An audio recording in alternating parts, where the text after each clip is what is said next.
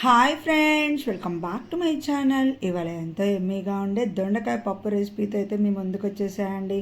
ముందుగా ఒక ముప్పావు కందిపప్పు అయితే తీసుకొని 2 సార్లు నీట్గా వాష్ చేసేసుకొని తగిన వాటర్ యాడ్ చేసుకుని పక్కన పెట్టుకోవాలి. దాంట్లో ఒక 200 గ్రాముల దొండకాయలని పొడుగు చీలికలుగా కట్ చేసుకొని 6 పచ్చిమిరపకాయలు, ఒక టమాటో, మన టేస్ట్కి తగ్గ కారము, చిటికెడు పసుపు అయితే యాడ్ చేసుకొని చిన్న చింతపండు రెబ్బ అయితే అందులో ప్లేస్ చేసుకొని కుక్కర్ లిడ్ అయితే క్లోజ్ చేసుకొని ఒక 4 విజిల్స్ అయితే రానియాలండి. పక్కన పెట్టేసేసుకున్న తర్వాత తాలింపు కోసం కడాయి అయితే పెట్టేసుకొని ఆయిల్ యాడ్ చేసుకొని ఎండుమిర్చి కూడా యాడ్ చేసుకోవాలండి. చిన్నుల్లిపాయలు దంచినవి ఉంటే యాడ్ చేసుకోవాలి. ఇవాళ నాకు అవైలబిలిటీలో లేవు, సో నేను స్కిప్ ఆన్ చేసేసాను.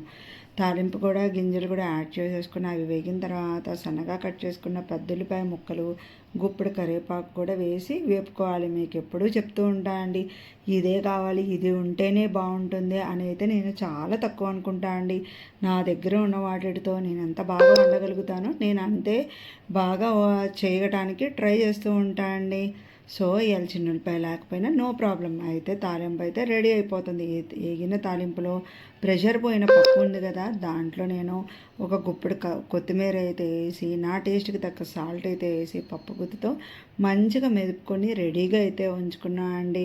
మీకు మళ్ళీ చెప్తున్నాను, నా వీడియోస్లో మీకు ఎక్కువగా వింటారు డైలాగ్, పేరు విని మోసపోవద్దు. ఒక్కసారి ట్రై చేసేయండి, టేస్ట్ చాలా బాగా అయితే వచ్చింది. ఇట్లా వేగిన తాలింపును కూడా ముందుగా మెదుపుకున్న పప్పులో అయితే వేసేసి మొత్తం దగ్గర పడేదాకా ఒక 2 నిమిషాలు ఉంచడమే అండి. ఇలా మా లంచ్కి వచ్చేసరికి బెండకాయ ఫ్రై, దొండకాయ పప్పు. మీకు నచ్చితే కనుక లైక్, షేర్, సబ్స్క్రైబ్.